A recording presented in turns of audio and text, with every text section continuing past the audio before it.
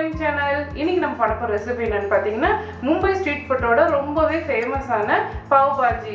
இது பன்னோட வச்சு சாப்பிடும்போது அவ்வளவு நல்ல டேஸ்டா இருக்கும். சோ வீட்லயே ஈஸியா எப்படி செய்யறதுன்னு பார்க்கலாம் வாங்க. பாவ் பாஜி செய்ய ஒரு குக்கர் எடுத்துக்கோங்க.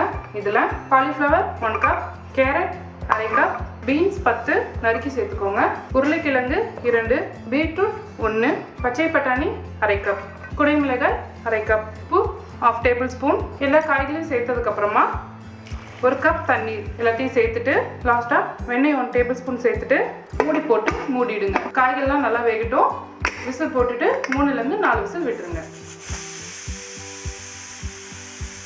3 விசில் வந்து ஸ்டீமரும் அடங்கிடுச்சு.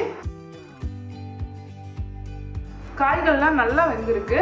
இந்த மாதிரி ஒரு பொட்டேட்டோ மேஷரை வச்சு இதை நல்லா மேஷ் பண்ணி விடுங்க. தண்ணியெலாம் எதுவும் ஃபில்டர் பண்ணக்கூடாது. இந்த காய்களோட சத்தெல்லாம் அதில் தான் இருக்கும். அப்படி இதோட வச்சு நல்லா மேஷ் பண்ணிவிடுங்க. அவ்வளோதான். இந்த மாதிரி நல்லா மேஷரை வச்சு மேஷ் பண்ணதுக்கப்புறமா இதை எடுத்து வச்சுடுங்க. நெக்ஸ்ட் ஒரு பேன் வச்சுக்கோங்க. இந்த பேன் நல்லா சூடானதும் 2 டேபிள் ஸ்பூன் எண்ணெய் விட்டுக்கோங்க. வெண்ணெய் 1 டேபிள் ஸ்பூன் எண்ணெயிலே சேர்த்துருங்க. வெண்ணெய் உருகியதும் சீரகம் 1 டேபிள் ஸ்பூன் லைட்டாக ஃப்ரை பண்ணிக்கோங்க.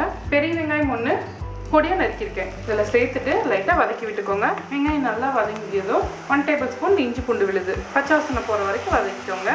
இஞ்சி பூண்டு விழுது பச்சை வாசனை போயாச்சு. அரைத்த தக்காளி விழுது 2 இதில் சேர்த்துட்டு நல்லா கலந்து விடுங்க. தக்காளி பச்சை வாசனை போகிற வரைக்கும் நல்லா வதங்கட்டும். தக்காளி வதங்கி நல்லா சுண்டிடுச்சு. இந்த ஸ்டேஜில் குடைமிளகாய் 1/2 கப், உப்பு 1/2 டேபிள் ஸ்பூன், மஞ்சள் தூள் 1/4 டேபிள் ஸ்பூன், காஷ்மீரி மிளகாய் தூள் 1.5 tablespoon, pav bhaji masala 3 tablespoon எல்லாம் சேர்த்துட்டு ஒரு தடவை கலந்து விட்டுருங்க. மசாலாலாம் நல்லா மிக்ஸ் பண்ணதுக்கு அப்புறமா நம்ம வேக வச்ச வெஜிடபிள் எல்லாத்தையுமே உள்ள சேர்த்துருங்க. இதோட நல்லா மிக்ஸ் பண்ணி விடுங்க. மசாலாவோட வெஜிடபிள்ஸும் நல்லா மிக்ஸ் பண்ணியாச்சு. ஆனால் ரொம்ப கெட்டியமாக இருக்கு.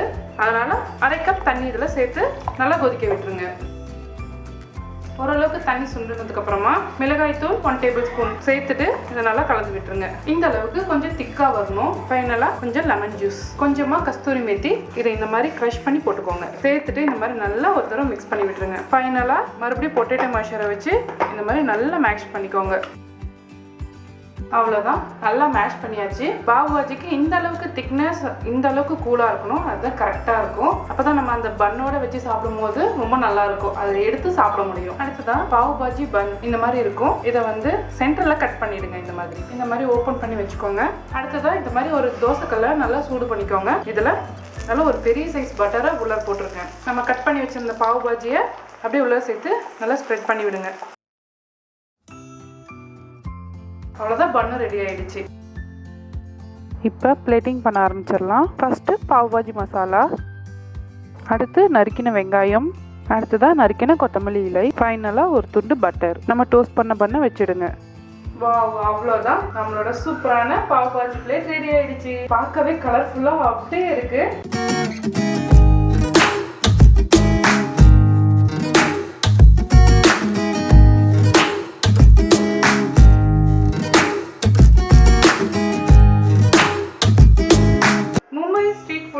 ரொம்பவே ஃபேமஸான பாவ் பாஜி ரெடி.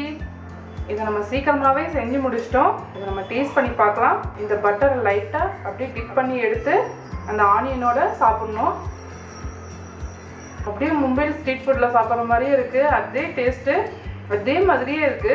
ரொம்ப நல்லா வந்திருக்கு. பாவ் பாஜி சாப்பிட டேஸ்ட்டாக அதே மாதிரியே இருந்தது. ஸோ கண்டிப்பாக இந்த ரெசிபி வீட்டில் ட்ரை பண்ணி பாருங்கள். மனமும் சாயம் சேனல் சப்ஸ்கிரைப் பண்ணாலும் சப்ஸ்கிரைப் பண்ணிக்கோங்க. ஒருத்தளவுக்கு பெல் ஐக்கானே அழுத்திக்கோங்க. லைக் பண்ணுங்கள், ஷேர் பண்ணுங்கள். உங்களுக்கு விருப்பமான டிஷ்ஷஸ் எதாக இருந்தாலும் என்னோட ஷேர் பண்ணிச்சிங்கன்னா கமெண்ட் பாக்ஸில் கமெண்ட் பண்ணுங்கள்.